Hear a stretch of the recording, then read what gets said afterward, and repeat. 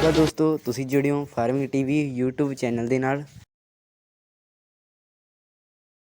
ਅੱਜ ਗੋਦਰੇਜ ਕੰਪਨੀ ਜੋ ਕਿ ਪਸ਼ੂਆਂ ਦੀ ਫੀਡ ਤਿਆਰ ਕਰਦੀ ਹੈ, ਉਹਨਾਂ ਵੱਲੋਂ ਅੱਜ ਪਿੰਡ ਤੁੰਗਵਾਲੀ ਦੇ ਵਿੱਚ ਇੱਕ ਪਸ਼ੂਆਂ ਦੇ ਸੰਬੰਧੀ 'ਚ ਸੈਮੀਨਾਰ ਕੀਤਾ ਗਿਆ, ਜਿਸ ਦੇ ਵਿੱਚ ਟੈਕਨੀਕਲ ਜੋ ਉਹਨਾਂ ਦੇ ਡਾਕਟਰ ਨੇ ਉਹ ਪਹੁੰਚੇ ਨੇ। ਉਹਨਾਂ ਨਾਲ ਆਪਾਂ ਗੱਲਬਾਤ ਕਰਦੇ ਹਾਂ। ਸਤਿ ਸ਼੍ਰੀ ਅਕਾਲ ਸਰ। सत श्रीकाल जी। ਕੀ ਨਾਮ ਹੈ ਜੀ ਤੁਹਾਡਾ? मैं हूं doctor Vinod, Godrej Agrovet animal feed division में टेक्निकल सर्विसेज देख रहा हूं पंजाब, हरियाणा और हिमाचल प्रदेश में। ਸਰ ਅੱਜ ਪਿੰਡ ਤੁੰਗਵਾਲੀ ਦੇ ਵਿੱਚ ਜੋ ਪਸ਼ੂਆਂ ਦੇ ਖਾਦ ਜਾਂ ਪਸ਼ੂਆਂ ਦੀ ਫੀਡ ਸੰਬੰਧੀ ਜੋ ਤੁਸੀਂ ਸੈਮੀਨਾਰ ਕੀਤਾ, ਉਸ ਦੇ ਵਿੱਚ ਤੁਸੀਂ ਕਾਫੀ ਜੋ ਵਿਸਤਾਰਪੂਰਵਕ ਦੱਸਿਆ ਵੀ ਕਿੱਦਾਂ ਪਸ਼ੂਆਂ ਨੂੰ ਫੀਡ ਪਾਉਣੀ ਹੈ ਤੇ ਕੀ ਕੀ ਬਿਮਾਰੀਆਂ ਹੁੰਦੀਆਂ। ਇੱਕ ਵਾਰ ਸਾਨੂੰ ਵੀਡੀਓ ਰਾਹੀਂ ਵੀ ਦੱਸੋ, ਆਪਾਂ ਅੱਗੇ ਜਾਂ ਕਿ ਦਰਸ਼ਕ ਜੋ ਵੀ ਦੇਖਣ ਉਹ ਉਸ ਤਰ੍ਹਾਂ ਦੀ ਉਹਨਾਂ ਨੂੰ ਫੀਡ ਪਾ ਸਕਣ ਵੀ ਕਿਹੜੀਆਂ ਕਿਹੜੀਆਂ ਬਿਮਾਰੀਆਂ ਮੇਨ ਜੋ ਪਸ਼ੂਆਂ ਦੇ ਵਿੱਚ ਹੁਣ ਅੱਜ ਦੇ टाइम ਵਿੱਚ आ रही तो उन्होंने दी रोकथाम का की वो है। ठीक है जी। किसान भाइयों, जैसे कि पशुपालन में अगर हम बात करें कि प्रॉफिटेबिलिटी की, हमें पशुपालन से पैसा नहीं आ रहा है, तो उसके लिए हमें क्या करना है, एक पशु से ज़्यादा दूध का उत्पादन हमें लेना चाहिए। एक पशु से दूध का उत्पादन जितना ज़्यादा हम लेंगे, पशुओं की जो राशन की कॉस्ट है वो कम रहेगी और हमारा जो प्रॉफिट का मार्जिन है वो अच्छा रहेगा। एक पशु से ज़्यादा दूध के उत्पादन के लिए हमें 3 चीज़ें हैं जो करनी चाहिए। सबसे पहले पशुओं की नस्ल की सुधार। पशु को दूध का उत्पादन, गाय का दूध का उत्पादन उसकी नस्ल पे निर्भर करता है। नस्ल को सुधारने के लिए हमें जो ब्रीडिंग पॉलिसी है उसके हिसाब से पशु को टीका रखवाना चाहिए। नस्ल के बाद में भी आप काफ रियरिंग को कितना अच्छे तरीके से करते हैं उस पर भी दूध का उत्पादन है जो निर्भर करता है। नस्ल सुधार में कुछ छोटे छोटे पॉइंट्स हैं, जैसे कि अगर जिस नस्ल की गाय है, प्योर गाय जिस नस्ल की है, आप उसी नस्ल के गाय को जो उसी नस्ल का आप टीका रखवाओ। जैसे कि HF नस्ल में आप HF का ही टीका रखवाएं, साहिवाल में आप साहिवाल का, जर्सी में आप जर्सी का। अगर आप मिक्सिंग करेंगे तो आपकी जो प्योर ब्रीड है वो आपको नहीं मिल पाएगी।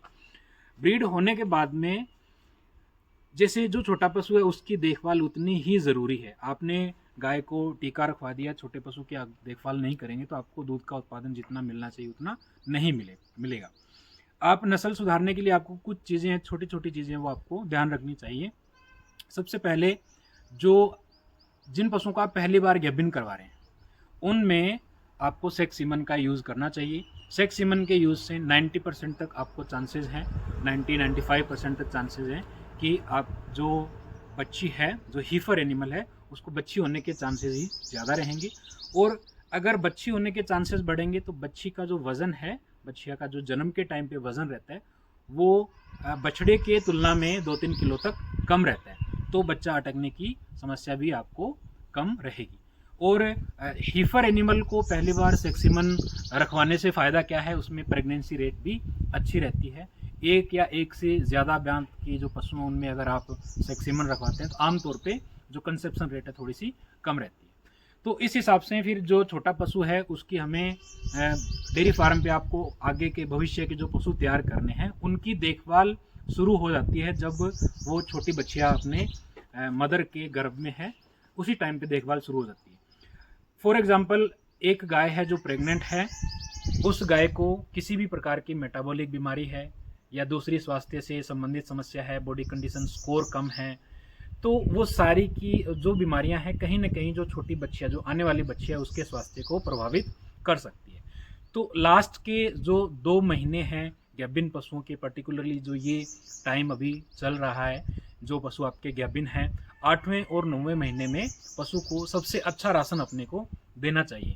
अगर आप ड्राई पीरियड में अच्छा राशन देते हैं तो उसके बहुत सारे फ़ायदे हैं जो आने वाले दूध के उत्पादन है उस पर आपको दिखेंगे और जो छोटी बच्ची है उसके स्वास्थ्य पे भी आपको दिखेंगे। सबसे पहले जो ड्राई पीरियड है उसमें अपने को अगर हम अच्छा राशन देते हैं तो जो गाय है, गर्भवती गाय है, उसकी बॉडी कंडीशन स्कोर अच्छा रहेगा। बॉडी कंडीशन स्कोर अच्छा रहने से दूध के टाइम पे पशु का बॉडी कंडीशन स्कोर कम होता है, औसतन 0.75 तक BCS है जो टूटता है, कम होता है। मोटा मोटा 30-35 किलो वजन फैट के रूप में पशु तोड़ता है दूध बनाने के लिए।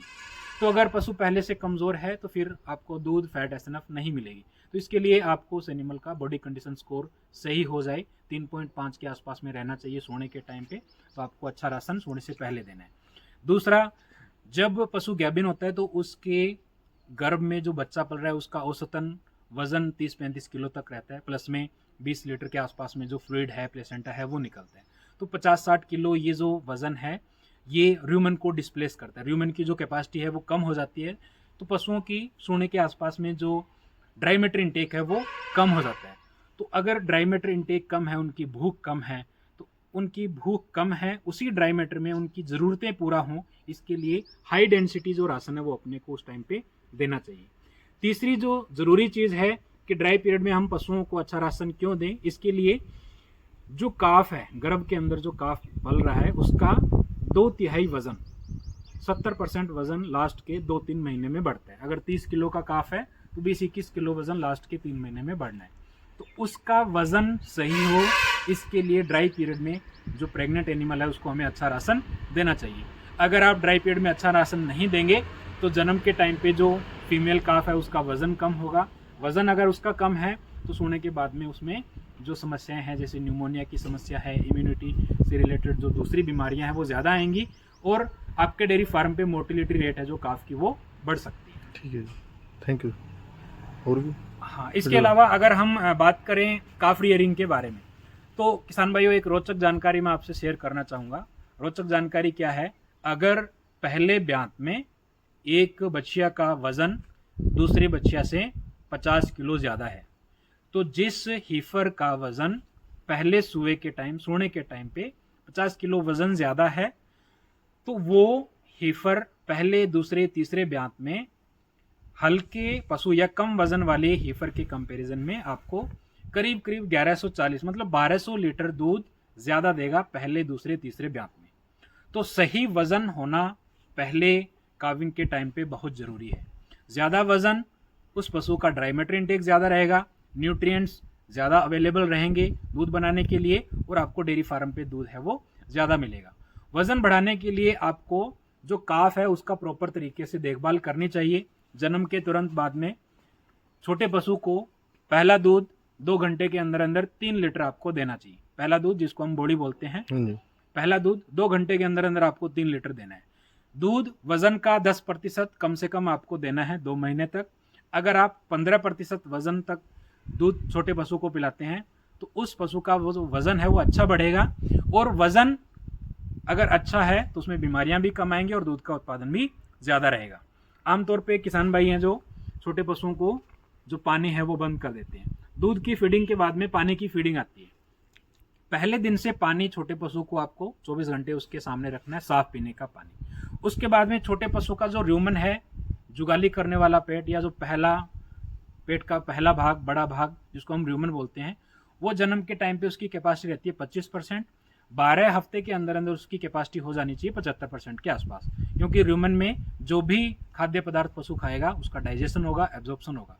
र्यूमन के डेवलपमेंट के लिए र्यूमन में कुछ न कुछ खाद्य पदार्थ या खुराक जाना जरूरी है। अगर आप केवल दूध पिलाएंगे तो दूध इसोफेजियल ग्रूव के माध्यम से एबोमेजम में जाएगा, र्यूमन में कोई भी क्रिया प्रतिक्रिया नहीं होगी, र्यूमन का डेवलपमेंट शुरू नहीं होगा। तो र्यूमन के डेवलपमेंट के शुरू होने के लिए आपको पानी 24 घंटे देना है। पानी र्यूमन में जाएगा, एबोमेजम में दूध जाएगा। अगर आप दूध केवल छोटे पशु को पिला रहे हैं तो एबोमेजम में जा रहा है, र्यूमन में कोई भी गतिविधि नहीं हो रही है, उसका डेवलपमेंट शुरू नहीं होगा। पानी के बाद में आपको देना है काफ स्टार्टर। काफ स्टार्टर प्रोडक्ट आप तीसरे चौथे दिन से शुरू करें, धीरे धीरे काफ स्टार्टर की डोज को आप बढ़ाएं। जिस दिन काफ स्टार्टर 800 ग्राम से लेके 1 किलोग्राम खाने लग जाए, आप दूध को बंद कर सकते हैं। 8 से 9 हफ्ते की उम्र में आप जो छोटा पशु है उसको दूध देना उसको बंद कर सकते हैं। काफ स्टार्टर धीरे धीरे आप बढ़ाएंगे। 3 महीने के बाद में आपको तोड़ी शुरू करनी है। ड्राई मैटर का 10% से ज़्यादा छोटे पशु के लिए फाइबर की मात्रा नहीं होनी चाहिए। काफ स्टार्टर प्रोडक्ट में 8 से 10% तक फाइबर रहता है। आप एडिशनल तूड़ी देंगे, फाइबर देंगे, ज़्यादा हरा चारा देंगे तो पोर्ट बेली कंडीशन डेवलप हो जाती है। छोटे पशु का जो पेट है वो फूलने लगता है, प्रोटीन उसको मिलेगा नहीं, बॉडी वेट उसका बढ़ेगा नहीं। अगर सामान्य पशुओं के लिए अगर हम बात करें तो हर महीने 25-26 किलो वजन बढ़ना चाहिए। 30 किलो तक वजन आप एक पशु का हर महीने बढ़ा सकते हैं। 2 महीने में 2 गुना, 3 महीने में 3 गुना वजन आप कर सकते हैं।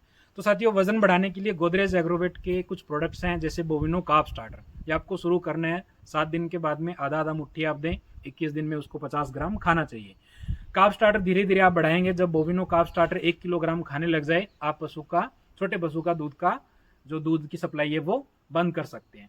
अगर आप कार्ब स्टार्टर धीरे धीरे बढ़ाएंगे तो छोटे पशु का वजन 2 महीने में 2 गुना, 3 महीने में 3 गुना आप कर सकते हैं। 3 महीने के आसपास में 110 से लेके 125 किलोग्राम के आसपास में अगर काफ का वजन है तो आपके डेयरी फार्म के मतलब उसका वजन सही है।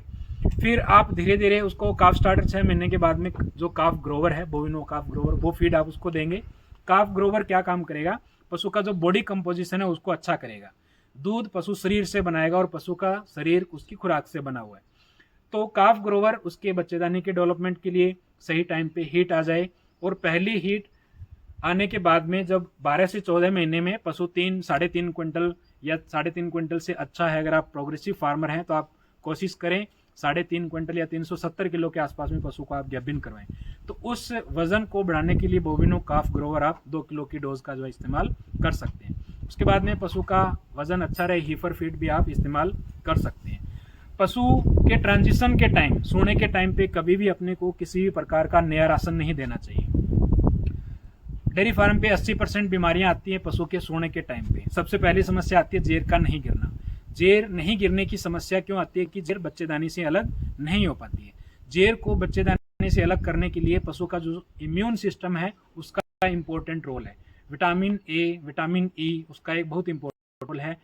मिनरल्स रोल प्ले करते हैं। अगर किसी पशु में कैल्शियम का मेटाबॉलिज्म प्रॉपर नहीं है, एनर्जी प्रॉपर नहीं है, बीसीएस कमजोर है, कैल्शियम का मेटाबॉलिज्म अच्छा नहीं है, विटामिन की कमी है, तो ऐसे पशु में आपको जेर नहीं गिरने के चांसेस ज़्यादा देखने को मिलते हैं। रिटेंशन ऑफ प्लेसेंटा के चांसेस आपको ज़्यादा देखने को मिलते हैं। तो आपको ट्रांजिशन फीड है वो अच्छा देना चाहिए। ट्रांजिशन फीड की डोज साथियों, गोदरेज एग्रोवेट का जो प्रोडक्ट है वो 2 किलो के आसपास में हम डोज है जो रिकमेंड करते हैं। ये प्रोडक्ट आपको 2 महीने पहले से शुरू करना है। आपको 2 किलोग्राम पर डे सोने से 2 महीने पहले आपको ये प्रोडक्ट देना है।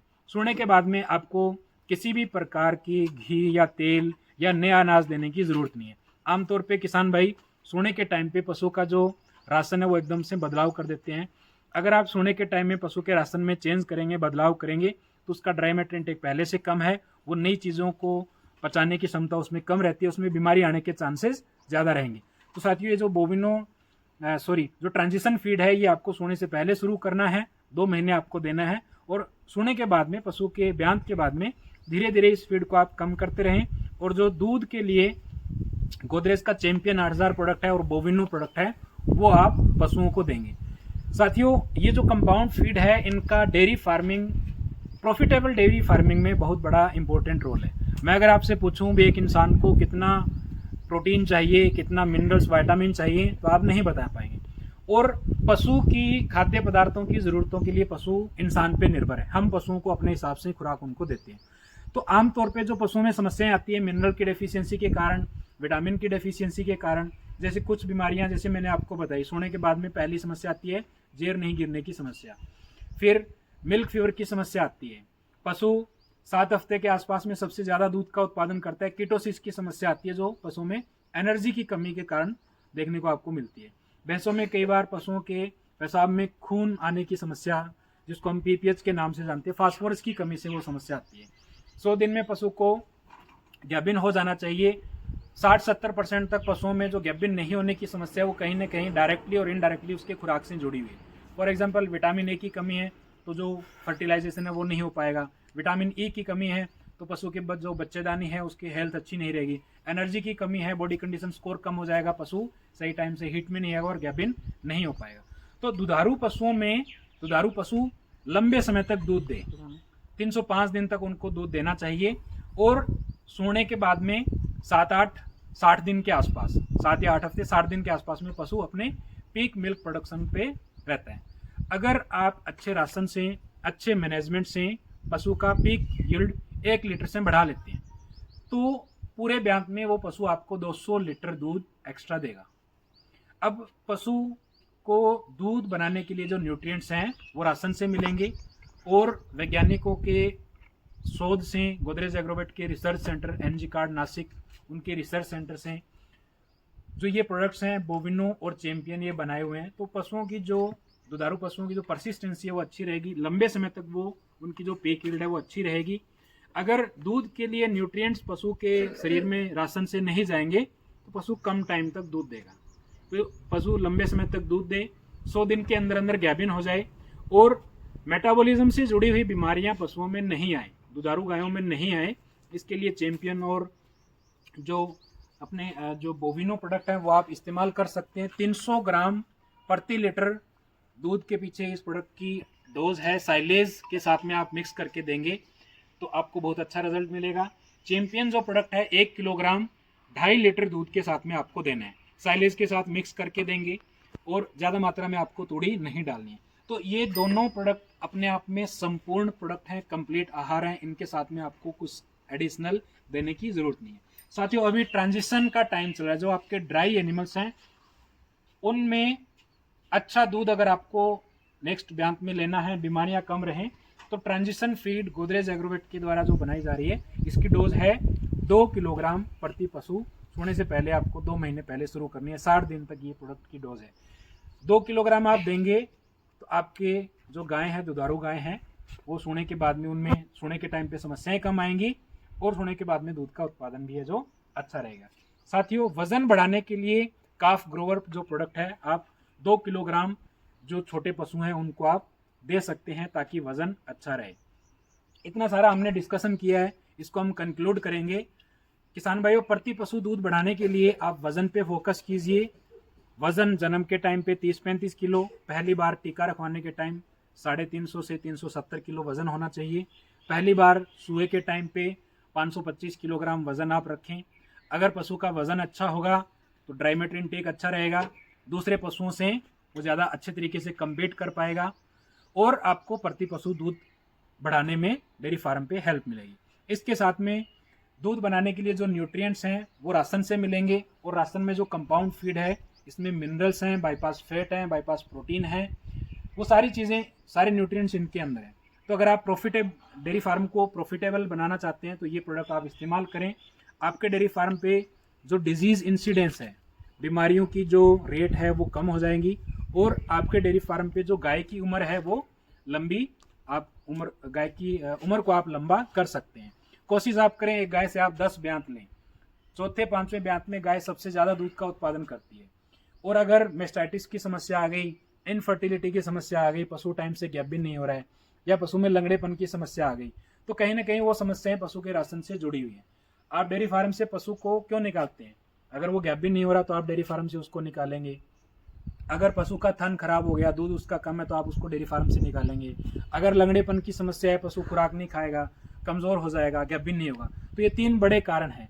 तो इन कारणों को भी आप इन फीड को सही मात्रा में सही फोडर के साथ मिक्स करके आप सही तरीके से देंगे तो इन बीमारियों को भी आप कम है जो अपने डेयरी फार्म पे कम कर सकते हैं। तो ये कुछ डिस्कशन हमने आपके साथ में किया। इसके अलावा कोई भी प्रश्न है तो उस पर हम बात कर सकते हैं।